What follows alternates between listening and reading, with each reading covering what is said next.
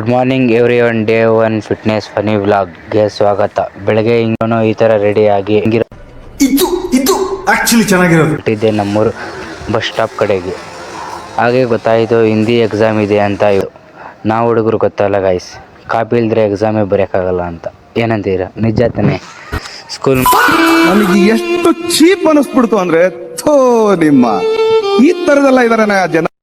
ಇದು ಬಸ್ ಸತ್ಕೊಂಡು ನೋಡಿದ್ರೆ ಇವನ್ ಬಸ್ಸಲ್ಲಿ ಮಲ್ಕೊಂಡ್ಬಿಟ್ಟವನೆ.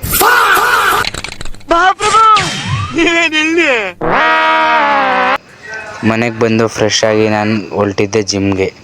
ಜಿಮ್ಮಲ್ಲಿ ಸಿಗೋ ನೆಮ್ಮದಿ ನನಗೆ ಹಾರ್ಟ್ ಟಚ್ ಆಗೋತೆ ಗೈಸ್. ಏನಂದೆ? ಇನ್ನೊಂದ್ಸಲ ಹೇಳು. ಜಿಮ್ಮಲ್ಲಿ ಸಿಗೋ ನೆಮ್ಮದಿ ನನಗೆ ಹಾರ್ಟ್ ಟಚ್ ಆಗೋತೆ ಗೈಸ್. ಸೊ ಜಿಮ್ ಮುಗಿಸಿ ನಾನು ಬಂದಿದ್ದೆ ಮನೆಗೆ. ಚಪಾತಿ ತಿಂದು